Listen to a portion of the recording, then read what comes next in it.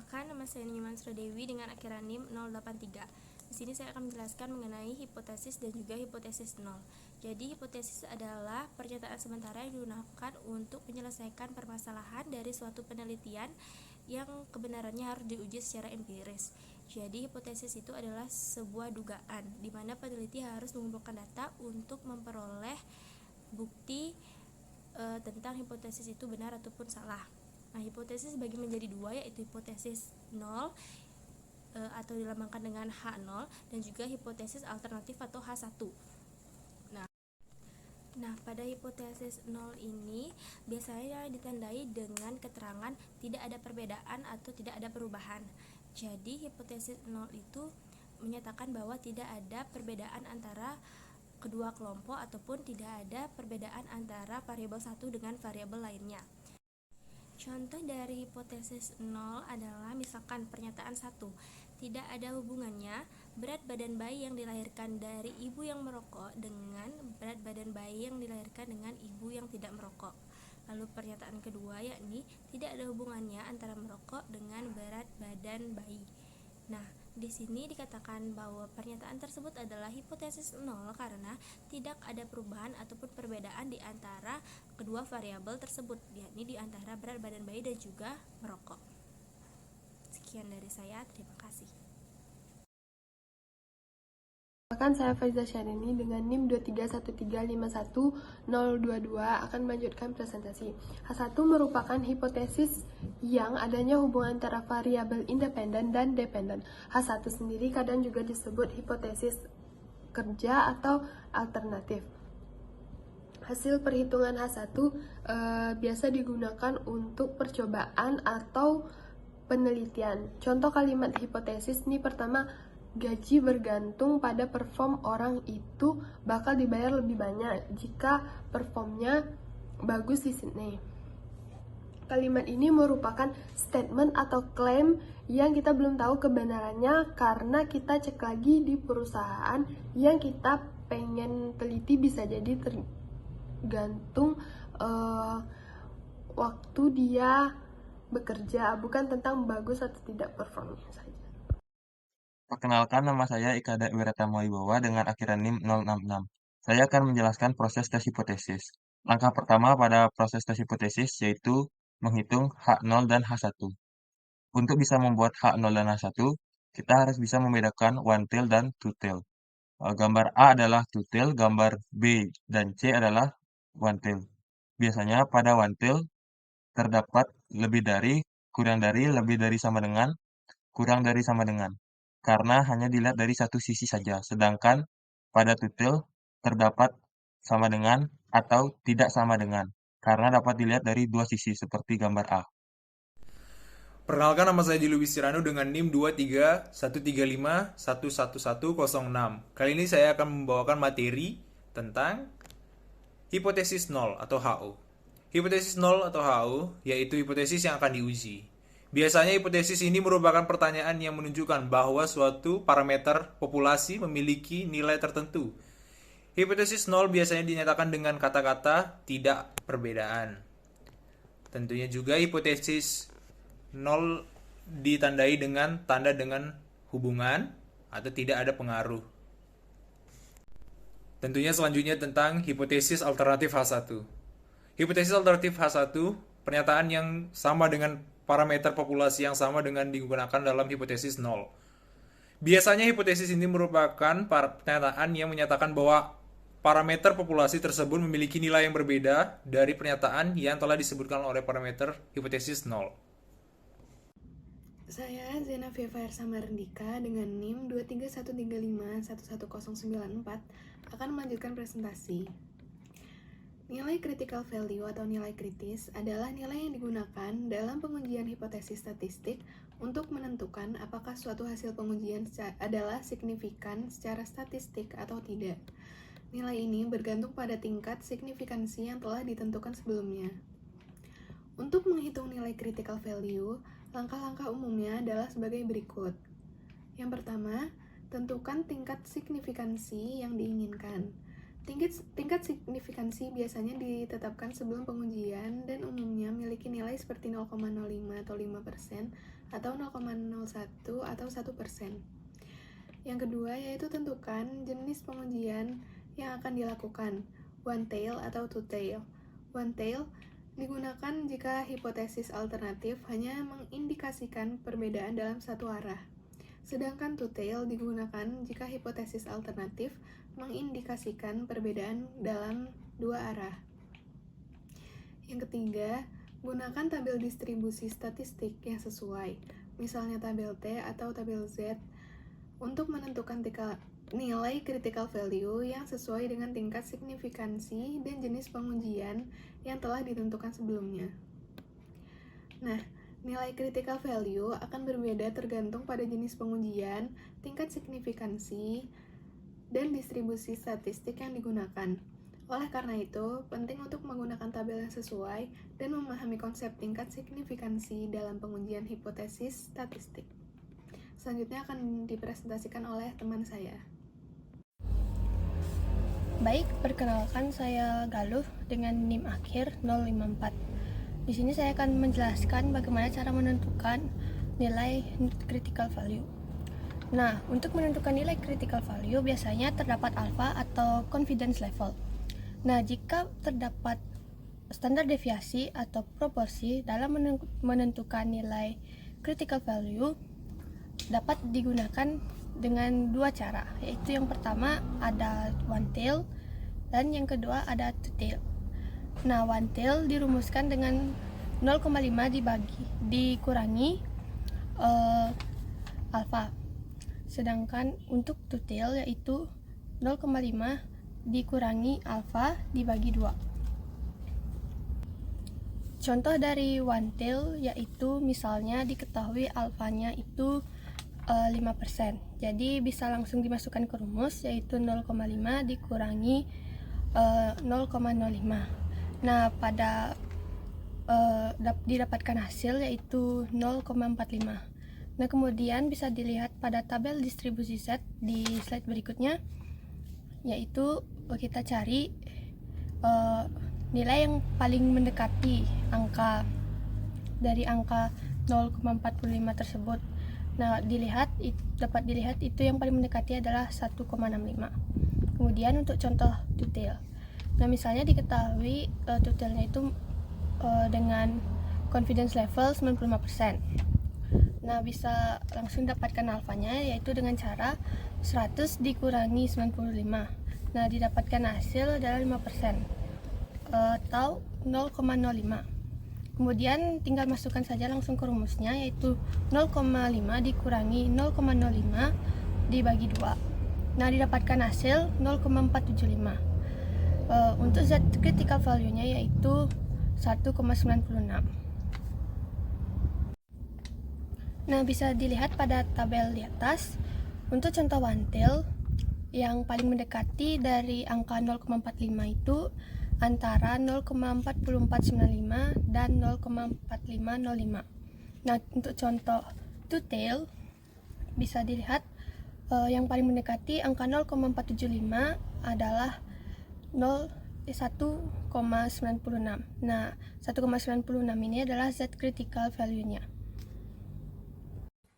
Perkenalkan, nama saya Ledistia Marwari dengan akhiran NIM 009. Selanjutnya saya akan menjelaskan cara menentukan critical value apabila standar deviasi yang diketahui. Di sini kita menguji satu pihak one tail atau dua pihak two tail. Kita lihat contoh yang pertama, one tail, alpha 0,05 one tail dengan n-nya yaitu 20. Diketahui alfanya yaitu 0,05, n-nya 20, kita masukkan ke rumus derajat kebebasan.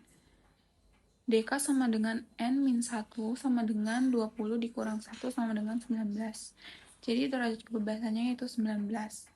Nah, kita sudah mengetahui alfa dan derajat kebebasannya. Selanjutnya kita cari critical value pada tabel. Kita lihat pada tabel sebelah kiri, baris horizontal dari bagian atas yaitu one tail dan bagian bawahnya yang two tail. Untuk mencari T critical value-nya, kita lihat baris horizontal bagian one tail. Setelah itu kita pilih alfanya yang 0,05, karena dari yang diketahui alfa one tail-nya yaitu 0,05. Selanjutnya kita lihat kolom derajat kebebasan pada ujung kiri tabel, lalu kita pilih baris derajat kebebasan sama dengan 19. Setelah itu kita tarik garis dari alfa bagian one tail-nya 0,05 ke arah bawah, lalu kita tarik garis lagi pada baris ke-19 derajat kebebasan ke arah kanan. Nah, maka kita akan mendapatkan T critical value-nya yaitu 1,729. Bisa dilihat pada tabel di sebelah kiri. Selanjutnya contoh yang kedua, kita lihat contoh yang kedua to tail. Untuk alfanya yaitu 0,05 dengan n sama dengan 20. Nah, yang diketahui di sini yaitu alfanya 0,05 dan n-nya 20. Kita masukkan ke rumus derajat kebebasan sama dengan n min 1 sama dengan 20 dikurang 1 sama dengan 19. Jadi derajat kebebasannya di sini yaitu 19. Di sini kita sudah mengetahui alfanya yaitu 0,05 dan derajat kebebasannya 19. Selanjutnya yang kita cari yaitu T critical value-nya pada tabel. Nah, kita lihat tabel di sebelah kiri. Untuk mencari T critical value to tail, kita lihat baris horizontal bagian to tail. Lalu kita pilih kolom alfanya yang 0,05. Setelah itu kita lihat kolom derajat kebebasan pada ujung kiri tabel, lalu kita pilih baris ke-19 derajat kebebasan. Nah, setelah itu kita tarik garis dari alfa 0,05 ke arah bawah, lalu kita tarik garis lagi pada baris ke-19 derajat kebebasan ke arah kanan. Nah, maka kita akan mendapatkan T critical value pada to tail ini yaitu 2,093. Baik, saya Maria Dini Ayu Larasati dengan akhiran 018 akan melanjutkan presentasi. Tahapan yang ketiga dalam proses tes hipotesis adalah tes statistik. Nah, tes statistik ini dilakukan berdasarkan dua kondisi. Kondisi yang pertama adalah jika standar deviasi populasi diketahui. Standar deviasi populasi ya. Nah, rumusnya itu sebagai berikut seperti yang di layar. Berikut juga keterangan dari simbol-simbolnya. X bar adalah rata-rata sampel, lalu mu adalah rata-rata populasi. Yang di bawah itu adalah lambang standar deviasi populasi, lalu n adalah jumlah data. Lanjut, kondisi yang kedua adalah jika standar deviasi sampel diketahui. Sama-sama diketahui standar deviasi, tapi pada kondisi yang pertama yang diketahui adalah standar deviasi populasi. Nah, pada kondisi yang kedua ini yang diketahui adalah standar deviasi sampel. Sebenarnya, rumusnya itu tidak berbeda. Hanya perbedaan dalam penulisan lambang standar deviasi. Standar deviasi populasi seperti di rumus sebelumnya. Lalu S, ini adalah standar deviasi sampel, yaitu pada kondisi kedua ini digunakan. Nah, tahapan yang terakhir dalam proses tes hipotesis adalah membuat kesimpulan atau menarik kesimpulan. Nah, pada layar ini bisa terlihat ada kurva, ada daerah yang diarsir dengan warna merah, ada yang tidak diarsir. Lalu, terdapat 1,55 pada bagian bawah, ini merupakan statistical value. Statistical value ini nilai yang didapat pada saat tes statistik pada tahap ketiga. Nah, di sebelahnya ada 2,58, itu adalah critical value yang didapat pada tahapan kedua. Jika statistical value ini berada di luar daerah yang diarsir, maka do not reject H0. H0 tidak ditolak. Sementara jika statistical value ini ternyata berada di dalam daerah yang diarsir, berarti H0-nya di-reject.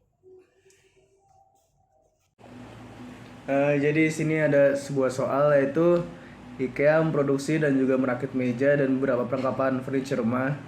Produksi mingguan dari model tipe Swarovski ini di pabrik Bekasi mengikuti distribusi normal dengan rata-rata sebesar 200 dan standar deviasi populasi itu 16.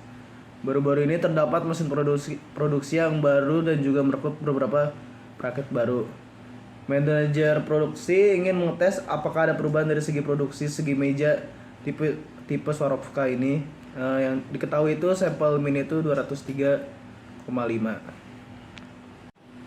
Jadi diketahui itu kan manajer produksi itu ingin mengetes apakah ada perubahan dari segi produksi mejanya ini. Jadi menggunakan hipotesis P sama dengan P tidak sama dengan. Jadi H0 P sama dengan 200 dan H1 sama dengan P tidak sama dengan 200. Habis itu diketahui dan ini ada datanya. Nah, setelah itu diketahui critical value itu significance level itu 0,01. Lalu tinggal dimasukkan saja 0,5 dikurang 0,01 dibagi 2 dan hasilnya itu ketemu 0,495. Lalu diketahui Z critical value itu sama dengan 2,58. Baik, saya akan melanjutkan pembahasan dari contoh soal pertama. Setelah menemukan critical value, selanjutnya adalah mencari statistical value dengan cara tinggal masukkan ke dalam rumusnya 203,5 minus 200 per 16 per akar 50 dan hasilnya 1,55. Selanjutnya kita lihat ke dalam grafik. 1,55 tidak termasuk ke dalam daerah yang diarsir, maka do not reject sama dengan 0. Dapat kita simpulkan dari hasil perhitungan rata-rata populasi dan juga standar deviasi populasi bahwa dengan bertambahnya pegawai baru dan juga mesin baru tidak memberikan perubahan yang signifikan pada produksi meja IKEA tipe Swarovska. Perkenalkan, nama saya Nikita Sendirian Prameswari dengan NIM 23026. Jadi sini saya membawakan satu contoh soal, yakni Departemen Klaim dari Allianz melaporkan bahwa rata-rata kos untuk proses sebuah klaim adalah $60, di mana dalam perbandingan industri menunjukkan bahwa angka tersebut lebih besar dari perusahaan asuransi lain, maka pemotongan biaya harus dilakukan. Untuk melakukan evaluasi terhadap efek dari pemotongan biaya, seorang supervisor dari departemen tersebut memilih random sebanyak 26 klaim yang diproses di bulan Maret. Dengan signifikansi level 0,01, apakah masuk akal jika disimpulkan bahwa klaim sekarang sejumlah kurang dari $60? Di sini kan dilihat bahwa dia membawa 26 klaim, di mana itu bisa dibilang sebagai banyak datanya. Nah, dari banyak data ini kita bisa hitung derajat kebebasannya. Maka kalau kita pakai derajat kebebasan, kita pakai T critical value. Masuk ke pembahasan, maka dengan signifikan level 0,01, apakah masuk akal jika disimpulkan bahwa klaim sekarang sejumlah kurang dari $60? Nanti kita berarti bikin hipotesis H0 sama dengan new lebih dari sama dengan 60 dan H1 sama dengan new kurang dari 60, dimana maka didapatkan signifikansi level 0,01 dengan derajat kebebasannya itu N-1 sama dengan 25, maka ditarik garis dan dapatkan hasil T critical value-nya 2,485. Baik, perkenalkan, nama saya Desa Madesinta Pramesti Putri dengan akhiran NIM 014. Jadi di sini saya akan melanjutkan pembahasan dari soal sebelumnya. Setelah menentukan T critical value, dilanjutkan dengan menentukan T statistiknya. Masukkan ke rumus T statistik yaitu rata-rata sampel dikurangi dengan rata-rata populasi dibagi dengan standar deviasi per akar N atau jumlah sampel, sehingga hasil akhirnya adalah min 1,818.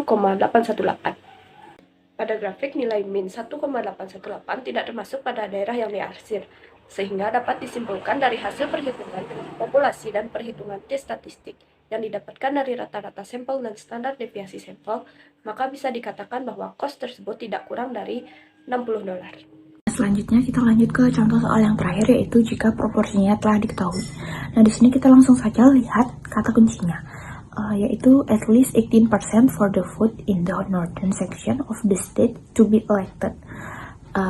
In the incumbent governor is interested in assessing his change to returning to office and plans survey of 200 registered voter in the northern.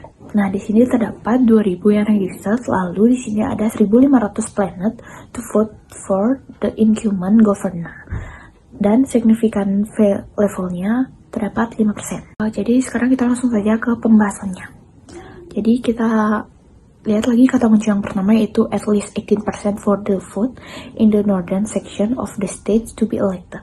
Maka diketahui H0-nya sama dengan pi lebih dari sama dengan 0,08, H1-nya pi kurang dari 0,8. Lalu signifikan levelnya 5%. Maka 0,5 minus 0,005 sama dengan 0,45. Z critical value-nya ada 1,65. Setelah menghitung critical value, kita lakukan perhitungan terhadap nilai statistikanya, yang dimana P merupakan proporsi yang sudah kita ketahui, sedangkan P merupakan nilai proporsi yang ingin kita buktikan kebenarannya.